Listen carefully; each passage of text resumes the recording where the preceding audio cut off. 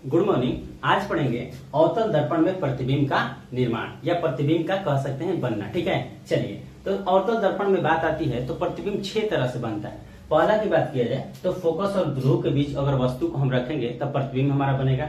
इसके बाद फोकस पर रखेंगे, इसके बाद फोकस और केंद्र के बीच रखेंगे, इसके बाद केंद्र पर रखेंगे, इसके बाद केंद्र और अनंत के बीच रखेंगे और छठवां कंडीशन है अनंत पर रखेंगे। सबसे पहले इससे पहले हम लोग जानेंगे कि कैसे वस्तु को कहां पर कौन सा किरण का बिहेव का रहेगा, कैसे किरणों का व्यवहार रहेगा और उसके बाद हम प्रतिबिंब सीखेंगे। ठीक है, सबसे पहले देखिए किरणों का व्यवहार। किरणों का व्यवहार देखने से पहले हम लोग ये समझ लेते हैं कि क्या होता है फोकस, क्या होता है केंद्र, क्या होता है पोल यानी कि ध्रुव क्या होता है, इसके बारे में समझते हैं। देखिए सबसे पहला चीज अगर बात किया जाए तो पहला की बात किया जाए तो इसमें होता है सेंटर, जिसको हिंदी में लिख देते हैं केंद्र। इसको क्या समझना है, केंद्र समझना है। ठीक है, दूसरा की अगर बात किया जाए तो दूसरा होता है फोकस। क्या होता है, फोकस।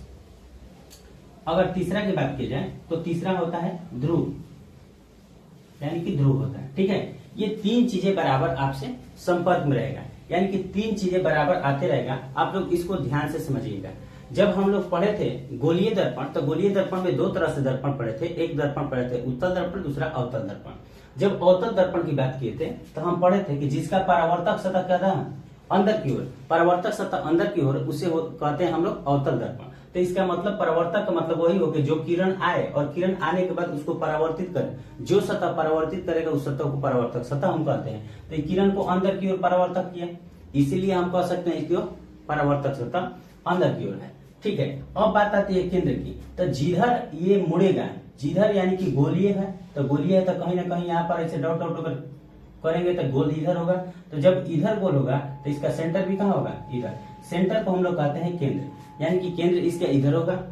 और बात आती है फोकस, केंद्र और यहाँ पर होता है जहां पर ये अक्ष काटा, जहां पर ये अक्ष दर्पण को काटा, उस काटे हुए दर्पण के बिंदु को हम लोग ध्रुव कहते हैं। यानी कि हम कह सकते हैं ध्रुव को डिनोट करते हैं पोल से। ध्यान से समझिए, ध्रुव को पोल कहते हैं, पोल को पी से डिनोट करते हैं। यानी कि यहाँ पर हम लिखेंगे पी। पी जहां पर भी हम लिखेंगे तो आपको समझना है कि ध्रुव की चर्चा हो रही है। ठीक है, चलिए सी जहां लिखेंगे समझना है केंद्र की चर्चा हो रही है। अगर एफ लिखेंगे तो समझना है आपको फोकस की चर्चा हो रही है। ठीक है ना, कैपिटल एफ लिखेंगे तब, अगर स्मॉल एफ लिख देंगे तो फोकस दूरी की चर्चा हो रही है। ठीक है, इस बात को ध्यान रखना। ठीक है, चलिए तो सी लिखे हैं तो केंद्र हो गया, पी लिखे हैं तो ध्रुव हो गया और यहाँ पर सेंटर आप पोल यानी कि ध्रुव और केंद्र के बीचों बीच एकदम दूरी को कहते हैं ध्रुव, फोकस। क्या कहते हैं, फोकस। अब इस चीजों को ध्यान में रखिएगा। पहला कहे हैं कि ये हो गया हमारा दर्पण। ये दर्पण को कहेंगे अवतल दर्पण। दर्पण के बीचों बीच एक प्रकार का किरण विदा करेंगे, उस किरण को ही हम लोग कहते हैं अक्ष। उस अक्ष को कहेंगे प्रधान अक्ष। ठीक है, चलिए प्रधान अक्ष एकदम दर्पण को बीचों बीच जाता है और जहां पर प्रधान अक्ष दर्पण को काटता है उस बिंदु को हम लोग कहते हैं ध्रुव। ठीक है, अब देखिए जहां पर यह दर्पण गोलाकार होगा उसके सेंटर को हम लोग कहेंगे केंद्र। ठीक है, यहाँ पर केंद्र हो गया और केंद्र और ध्रुव के बीचों बीच, जहां ध्रुव से फोकस और फोकस से केंद्र दोनों दूरियां समान होना चाहिए। बीचों बीच हो सकता है कि इधर उधर होके, लेकिन ये बीचों बीच होना चाहिए। इधर एक्स तो इधर भी एक्स, इधर टू इधर टू, यानी कि ये दोनों दूरियां क्या होना चाहिए, बीचों बीच होना चाहिए, बराबर होना चाहिए। यहां से लेकर यहां तक और यहां से लेकर यहां तक। ठीक है, तो इसको कहते हैं हम लोग फोकस। इतना चीजें उम्मीद है आप लोग अच्छी तरह से समझ चुके होंगे। अब हम बढ़ते हैं आगे की तरफ। आगे बढ़ने से पहले सबसे पहले समझिए कि प्रतिबिंब बनाने से पहले हम लोग सीखेंगे कि किरणों का व्यवहार क्या होता है। ठीक है, किरणों का क्या होता है, व्यवहार क्या होता है। अब इसको हम लोग इरेज कर देते हैं। अब देखेंगे किरणों का व्यवहार। यहाँ पर दर्पण में कहता है कि दर्पण में 3 तरह से किरणें आती है। पहला किरणें का आती है कि ये है प्रधान अक्ष, ये क्या है प्रधान अक्ष। जब प्रधान अक्ष के समानांतर कोई किरण भेजेंगे तो वो फोकस से होकर गुजरेगा। जब प्रधान अक्ष के समानांतर कोई किरण भेजेंगे तो यहाँ पर टकराएगा और टकराने के पास कहीं ना कहीं वापस होगा, तो वापस होगा तो कहां से निकलेगा, फोकस से निकलेगा। यानी कि हम कह सकते हैं कि प्रधान अक्ष के समानांतर कोई किरण भेजे तो ये टकराने के बाद, जैसे टकराया तब टकराने के बाद फोकस से होकर निकलेगा। ठीक है, पहला किरणों का व्यवहार कहता है। दूसरा कहता है कि जब फोकस से कोई किरण आएगा तब प्रधान अक्ष के समानांतर हो जाएगा। इसमें भी सेंटर यहाँ पर लिख देते हैं, फोकस यहाँ पर लिख देते हैं और पोल यहाँ पर लिख देते हैं। अब कह रहा है दूसरा कि जब फोकस से कोई किरण आएगा तो टकराने के पश्चात इसके समानांतर हो जाएगा। किसके समानांतर? प्रधान अक्ष के समानांतर। यानी कि यहाँ पर विदा कर रहे हैं फोकस से होकर किरण, और जैसे ही फोकस से होकर किरण गया और यहाँ पर टकराया, टकराने के पश्चात प्रधान अक्ष की क्या हो गया? समानांतर हो गया। यानी कि जो ये प्रधान अक्ष है उसके समानांतर, यानी कि ये दूसरा कंडीशन हो गया। तीसरा कंडीशन कहता है कि कोई किरण जब सेंटर से आएगा यानी कि केंद्र से आएगा तो वो केंद्र पर ही वापस लौट जाएगा। यानी कि कहने का मतलब है कि यहाँ से अगर केंद्र से कोई किरण को भेज रहे हैं, कोई किरण को केंद्र से, तो केंद्र पर वापस आ रहा है और केंद्र पर वापस क्या कर जा रहा है? लौट जा रहा है। लेकिन आप कहिएगा कि सर ये तो किरणों का व्यवहार देखे, लेकिन प्रतिबिंब का निर्माण कैसे होगा? तब प्रतिबिंब का निर्माण ऐसे होगा कि जब भी दो किरण जहां पर कटे, जब भी कोई दो किरण जहां पर कटेगा वहीं पर प्रतिबिंब का निर्माण होगा। उम्मीद है आप लोग अच्छी तरह से समझ गए होंगे। सबसे पहले इसका स्क्रीनशॉट ले लीजिए और आगे बढ़ेंगे हम लोग। चलिए अब बढ़ते हैं आगे की ओर। अब जब तीनों देख लिए आप लोग कि पहला देखे कि प्रधान अक्ष के समानांतर जाएगा तो फोकस से गुजरेगा, जब फोकस से जाएगा तो प्रधान अक्ष के समानांतर हो जाएगा, और तीसरा जो केंद्र पर किरण जाएगा केंद्र पर ही क्या हो जाएगा? वापस हो जाएगा। ठीक है,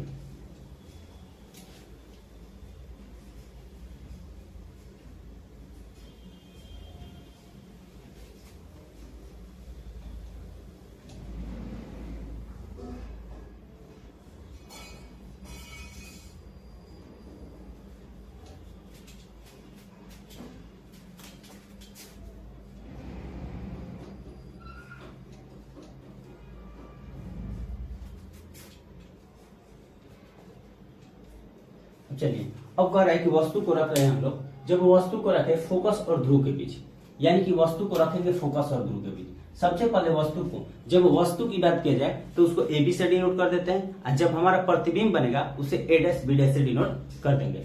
मान लेते हैं कि जब वस्तु है, वस्तु को ध्यान से देखिए, वस्तु को हम लोग ए और बी से डिनोट कर देंगे, और जब हमारा प्रतिबिंब बनेगा, जहां पर प्रतिबिंब बनेगा उसको हम क्या करेंगे कि ए डैश और बी डैश से डिनोट कर देंगे, ए डैश और बी डैश से डिनोट कर देंगे। इतना बात आप लोग अच्छी तरह से समझिए।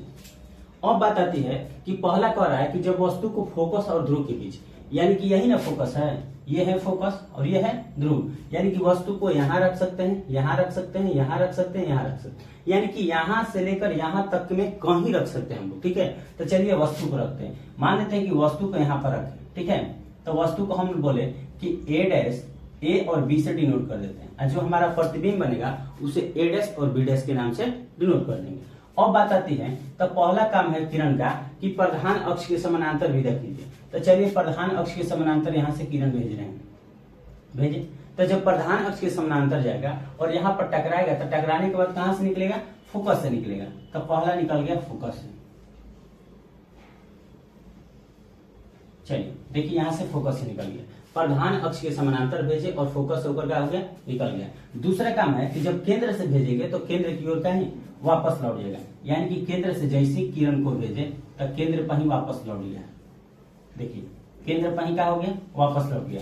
यानी कि कहने का मतलब कि इधर तो नहीं दिखाई दे रहा है कि यहाँ पर कोई हो सकता है कि किरण न मिले, लेकिन यहाँ पर क्या होगा कि पहला कंडीशन में होता है कि पीछे जाकर किरण मिलता है, पीछे का होता है कि किरण मिलता है, और जहां पर हम बोले हैं कि जहां पर दो किरण कटेगा उस किरण को ही हम लोग क्या कहते हैं, जहां पर मिलन होगा किरणों का वहीं पर प्रतिबिंब का निर्माण हो जाएगा। तब पहला प्रतिबिंब का निर्माण हमारा कहाँ होगा? पीछे होगा।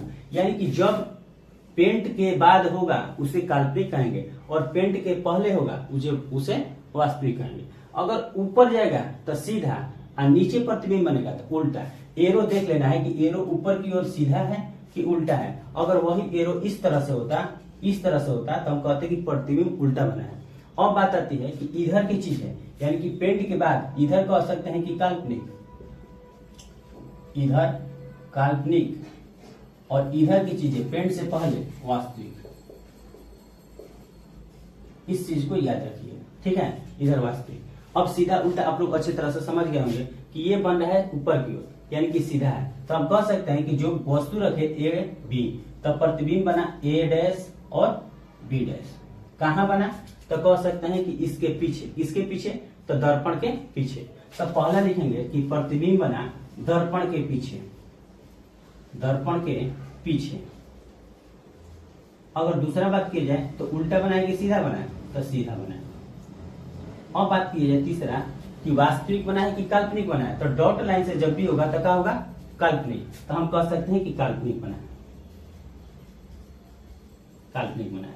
और चौथा की बात की जाए तो कह सकते हैं कि चौथा क्या बना है, बड़ा बना है। वस्तु से क्या बना है, बड़ा बना है, तो हम कह सकते हैं कि बड़ा बना है। यानी कि ये 4 कंडीशन बनेगा, दर्पण के पीछे, सीधा, काल्पनिक और बड़ा। ठीक है, चलिए इसका लीजिए स्क्रीनशॉट।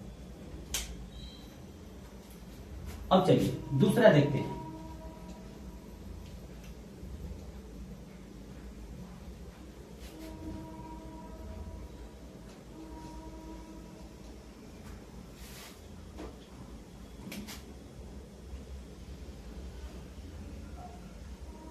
चलिए यहां पर हो गया फोकस और यहां पर हो गया सेंटर।